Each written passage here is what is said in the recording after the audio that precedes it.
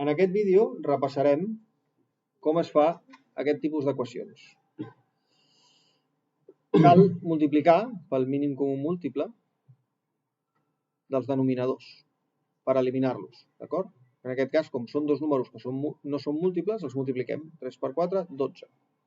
Per tant, aquest és un número que es divideix per 3 de manera exacta i es divideix per 4 de manera exacta. Per tant, l'he de multiplicar a les dues bandes. Si multiplico per 12, atenció, aquí multiplicar per 12 és multiplicar tot això, com si hagués un parèntesi, d'acord? Per tant, serà 12 per la primera part i 12 per la segona part. Això serà 12, que es multiplica per tota aquesta fracció, 2x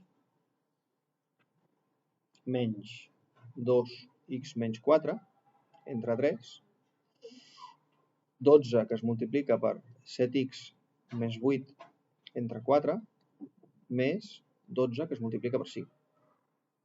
Llavors, multiplicar per 12 i dividir per 3 és el mateix que multiplicar per 4.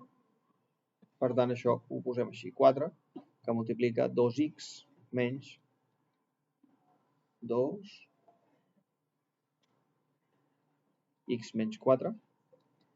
I aquí multiplicar per 12 i dividir per 4 és el mateix que multiplicar per 3. Per tant, no ens compliquem la vida. Això ho multipliquem per 3. 3, que es multiplica 7x més 8. I 12 per 5 són 60. Ara bé, desfem el parèntesi de dintre. Sí? Això serien 2x menys 2x, més, perquè és menys per menys, 2 per 4, 8. I ara falta multiplicar tot per 4. 3 per 7, 21, x, més 8 per 3, 24, més 60. Si junto el 60 i el 24, ens queda 84. 21 més 84. I aquí, fixeu-vos que això d'aquí juntes, I això d'aquí, fixeu-vos que menys 2 més 2 ens queda 0. Per tant, aquí tan sols he de fer 8 per 4, que és 32.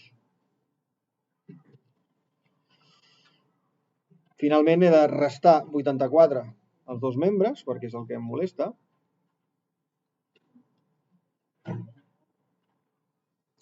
I això em dona 32 menys 84, ens dona menys 52. I aquí tinc 21x. Per tant, si divideixo per 21 els dos membres, obtinc menys 52 entre 21. Això seria x. Si feu la prova, tal com el vídeo està fet de la prova, us donarà que a les dues bandes us dona 8 terços. I per tant, aquesta equació està ben resolta amb aquest resultat. I fins aquí el vídeo, espero haver-vos ajudat.